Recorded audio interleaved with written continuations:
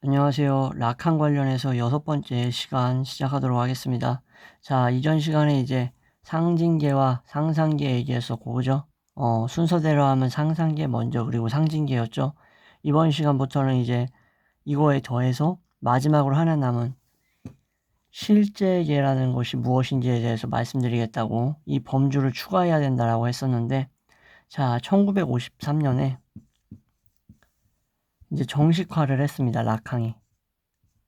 정식화에 따르면은 이 실제계라는 것은 상징계에서 배제된 것들을 의미한다. 즉, 상징화가 되지 않은 것들을 의미한다라고 말을 했습니다. 락항은 이를 상징화에 저항하는 것들이라고 표현을 합니다. 뭐가? 바로 실제계가. 실제계, 상징계, 상상계를 인간, 현실의 세 가지 영역이라고 칭했고, 그리고 보통 우리가 현실이라고 얘기하는 것은 상상계하고 상징계의 결합이라고 보시면 됩니다. 자, 상상계는 설명을 드렸다시피 이미지의 영역이었죠. 그죠? 외부 이미지와 우리를 동일시하는 그 영역, 그리고 우리의 자아가 우리의 행동에 합리화를 제공하는 어떤 그런 느낌이라고 보면 되는 거고, 상징적이라고 하면 뭐였죠? 이것은 우리를 둘러싼 우리 주위에 대부분의 것들이 뭐였다? 의미를 지니고 있다라는 것을 상징했습니다. 말 그대로. 이렇게 일상의 대상들이 상징화된다라는 것은 무언가를 의미한다라는 것, 그죠? 그래서 의미작용을 한다라는 것을 뜻하는 겁니다. 이게 사회, 문화, 언어 체계에서 상징계로서 나타나고 있는 것이었죠. 그래서 대상이 의미를 상실했을 때 일상의 대상은 바로 신비하고 새롭고 뭔가 소름 돋게 나타날 수 있다라고 볼 수 있는 거죠. 그래서 실제계는 정확하게는 이 실제계라는 것은 우리의 현실 있죠. 여기에 위치를 시키는 데 있어서 실패한 것들을 실제계에 포함시킬 수 있다라고 본 겁니다. 탐구를 하는 데 있어서 실패한 것들 있죠. 이러한 것들, 즉 한마디로 현실의 여백이 뭐다? 실제계라고 볼 수 있는 거죠. 그래서 현실적이지 않은 어떤 세계를 얘기한다라고 볼 수 있고, 탐구의 실패, 현실화시키는 데 있어서 실패한 것들이 실제계에 남아있다라고 보시면 됩니다. 1953년에 락항은 동료들과 이 실제계를 얘기하던 시점이었죠. 파리 정신 분석 학회를 탈퇴하게 되는데, 새롭게 이제 프랑스 정신 분석 학회를 설립합니다. 여기 이제 파리의 이제 정신 분석 학회에서의 치료 방법이나 정신 분석 이러한 훈련 방식이 마음에 안 들었기 때문에 새롭게 이거를 창립을 한 거예요. 조직한 거예요. 결국 프랑스 정신분석학회를 조직한 결과 국제정신분석협회의 회원 자격을 박탈되게 됩니다. 박탈받게 돼요. 락항과 동료들은 근데 이거를 예상치를 못했어. 그렇지만 그 다음 연도부터 새로운 그룹에 회원 자격을 부여하기 위한 일종의 협상 과정을 시작합니다. 락항은 이거는 그렇게 크게 중요한 건 아니고, 락항은 1950년대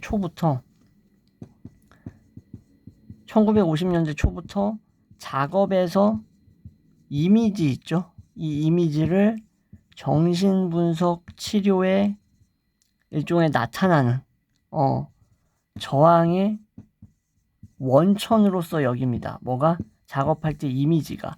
이러한 이미지들이 파편화되어 있는 이미지들이 정신분석 치료를 진행하는 데 있어서 환자가 저항을 일으키는 원천이다라고 봤던 거예요. 자아라는 것은 인간에게 있어서 특권화된 이미지를 통해서 형성된다라고 본 거예요. 그래서 분석의 임무는 뭘까요, 여러분들? 자아가 특권화시켰던 자신의 이미지를 분석하고 이것을 해소시키는 것이 정신분석의 임무다라고 봤던 거예요. 자아가 상상계 때 이미지를 특권화시켜버린 거야. 그거를 해소시키는 게 임무다. 이미지들은 발화와 그물망 속에 포함돼야 돼요. 발화와 그물망. 여기 일종의 이미지들은 상징계에 포함이 되어야지만 비로소 진정한 이미지로서의 의미를 지닐 수 있는 건데, 이게 파편화돼가지고 발화와 그물망, 상징계 속에 포함이 안 됐기 때문에 뭐가 일어난다? 저항과 정신병리적 현상이 발생할 수 있다라고 봤던 거죠. 정체되고 일종의 불활성 상태로 남아가지고 발화가 일종의 어떤 변증법적으로 진행되는 데 있어서 방해작용을 하는 게 이미지인데, 이런 식으로 작용하면 안 된다라는 거예요. 이게 모든 정신병리적 문제의 원인이 될 수 있다라고 라캉이 봤던 거예요. 왜?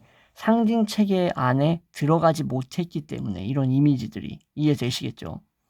그렇기 때문에 분석의 첫 단계에서 뭘 해야 돼요, 여러분들? 드러내야 될 게 있어. 뭘 드러내야 돼? 환자가 뭘 말하는가가 아니라 어디에서 환자가 위치되어 있는가, 이게 중요한 겁니다.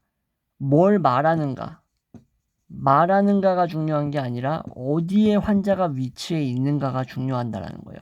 환자가 상상을 통해서 스스로 소외되어 있는 구역이 어디인가, 이게 중요하다라는 거예요. 그 다음에 환자가 말한 내용을 그 다음에 이제 뭐한다? 이해해라 라고 얘기하는 겁니다. 환자가 나라고 얘기할 때 정신분석에서 분석가는 이거를 믿으면 안 돼요. 뭔 소리냐? 나는 반드시 자아하고 구별이 되어야 된다는 겁니다. 발화에서의 나라는 존재는 우리 앞에 앉아있는 어느 사람을 마치 말하는 것처럼 보이는데, 이것은 상상적인 동일시가 되는 뭐예요? 자아랑 다르다라는 거예요. 자아는 내가 상상적으로 동일시하고 있는 어떤 존재인데, 말하고자 하는 발화에서의 나는 자아와 같을 수가 없는 거예요. 그러므로 환자가 무의식의 어느 지점에서, 아까 말씀드렸던 무의식의 어디 지점에서 말하고 있는지를 반드시 파악해야 된다. 그래서 형이나 부모, 친구, 동생 등 무의식적 수준에서 동일시된 어떤 사람의 위치에서 얘기하고 있을 거다. 나라고 얘기를 하고 있지만 표면적으로는. 그래서 라캉은 자아를 주체하고 구분지어야 된다라고 명확하게 얘기합니다. 중요한 거예요. 자아는 상상적인 것인데 주체는 뭐예요? 상징계하고 연결되어 있는 겁니다. 전혀 다른 거죠. 자아는 상상계와 연결되어 있기 때문에 이미지하고 동일시가 이루어지고 있는 곳이고, 주체는 상징계와 연결되어 있는 것이다. 그러면 상상계에서 이미지하고 동일시되는 것은 내 이미지가 아닌 왜곡된 이미지하고 동일시될 수도 있다라는 얘기죠. 그죠? 그래서 라캉은 자아는 상상적이고 주체는 상징적인 것과 연결되어 있고, 주체는 근본적으로 분열된 존재라고 얘기합니다. 이 주체가 복종하는 언어에 의해서, 법칙에 의해서 자신이 원하는 것을 알지 못하고 있는 의미에 의해서도 분열된 존재다. 누가? 주체가. 언어에 의해서 내가 나답지 않은 형태로 언어 법칙에 의해서 분열돼 있거나, 그리고 내가 누구인지 근본적으로 원하는 것이 무엇인지, 내가 뭘 원하는 것이 뭘 원하는지에 대해서도 모른다라는 점에서도 주체는 분열되어 있다는 거예요. 자아는 왜곡된 이미지와 동일시하고 있다는 거고, 그래서 프로이트는 이런 얘기를 해요. 꿈이라는 것은 결국 누구의 입장에서 소망 충족인가, 네 입장에서 그 꿈이 소망 충족이냐 아니면 너의 엄마 입장에서 꿈이 소망을 충족시켜주는 건가, 이러한 질문을 통해서 이러한 자아와 주체에 대한 생각을 정교화시켰어요. 그 소망을 이제 보유한 사람, 그러나 그 소망을 검열하거나 부인하는 거죠. 마치 별개의 사람인 것처럼 행동하고 있다라는 거예요. 인간이 그 희망과 꿈을 보유하고 있으면서도 그것을 검열하고 감시하는 듯한 행동을 한다. 그래서 이 주체는 분열되어서 스스로가 원하는 것도 알지 못하고 하나의 모습으로 나타날 수가 없다. 일관성을 지니고 있을 수 없다. 즉 불연속적 계기로서 나타나게 된다라는 건데, 말실수라던가 어떤 서툰 행동을 통해서 주체의 분열적인 요소들이 어떻게 돼요, 여러분들? 드러나게 되고 이것은 다양한 모습으로 나타난다. 하나의 모습이 아니라. 그래서 주체의 이러한 분열적 측면을 알아보기 위해 말실수, 행동 같은 이런 상징계에서 드러나는 어떤 요소들을 면밀히 살펴보면 알 수 있다라는 거죠. 왜 자아하고 주체하고 구분지었는지 아시겠죠? 조밀조밀하게 구조화되지 않은 상상계에 머물러 있는 것들을, 이미지를 상징계로 끌어오는 것이 중요하지만, 그렇다고 해서 끌고 와도 주체에게 있어서는 분열되어 있는 여러 불연속적인 계기가 있다라는 거야. 그런 것들은 여전히 통일체가 되지 못하고 서툰 말실수나 행동으로 드러날 수밖에 없다는 거야. 라캉은 정신분석의 임무가 주체에게 너의 자아의 장소를 알려주는 것이다. 너의 자아가 어디서 동일시되고 있는지를 알려주고, 그 붙들고 있는 이미지들인데 어떤 이미지예요? 정체되어 가지고 통일체를 이루지 못하는 이미지들을 연상 가능한 어떤 소재로 바꿔주는 겁니다. 그래서 통합을 이루게 해주는 것이 뭐다? 바로 정신분석이다. 다시 말씀드릴게요. 정신분석을 왜 하냐? 분열된 주체에게 너의 자아, 동일시가 이루어지고 있는 장소가 어딘지를 알려주고, 동일시된 이미지들을 연상이 가능한 언어적 체계 소재로 변모시켜서 상징계에 통합을 시켜주는 것이 정신분석의 임무라는 거예요. 그러므로 분석이라는 것은 결국 뭐예요? 주체가 분열되어 있다고 했죠? 주체가 뭐 하는 거예요? 정신분석에서 과거를 남김없이 뭐 하는 거야? 수용하는 거. 받아들일 것을 요구하는 거예요. 너의 과거, 너가 동일시하고 왜곡시켰던 그 과거와 분열되어 있는 것들을 받아들여야 된다는 거야. 남김없이 과거로서. 이러한 자아의 이미지들 있죠. 이러한 왜곡된 이미지든 동일시됐던 이미지들은 반드시 상징적인 세계인 상징계에서 텍스트와 어떻게 돼야 돼요? 통합되어야 돼. 이미지가 홀로 존재해서는 절대 안 돼. 이게 정신적으로 문제를 발생시킬 수 있다는 거야. 그래서 상징적 텍스트와 통합이 되어야지 이미지가 건강해질 수 있는 거죠.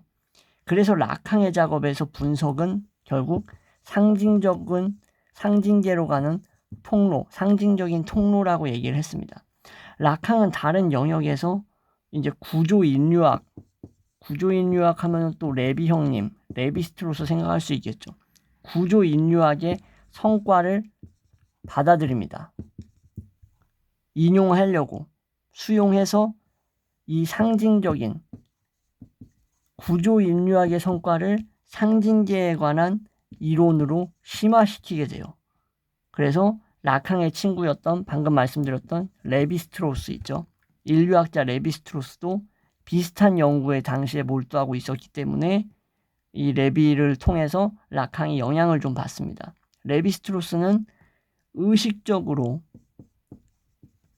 지각이 되지 않는 것들 있죠. 이러한 상징구조, 의식적으로 지각되지 못하는 이러한 구조들이 어떻게 해서 사회의 작용뿐만 아니라 개인의 정신까지도 정신까지도 조직할 수 있는가, 지배할 수 있는가에 대해서 관심을 가진 겁니다. 다시 말씀드릴게요. 레비는 인간이 의식적으로 지각할 수 없는 이러한 상징 구조들, 왜곡된 것들이 어떻게 사회나 인간의 정신까지도 조직하고 지배할 수 있는가 관심이 있었다는 거고, 이러한 구조인류학적 접근에 라캉이 레비의 동료였기 때문에 상징계 이론에다가 끌어다가 심화시켰다는 거죠.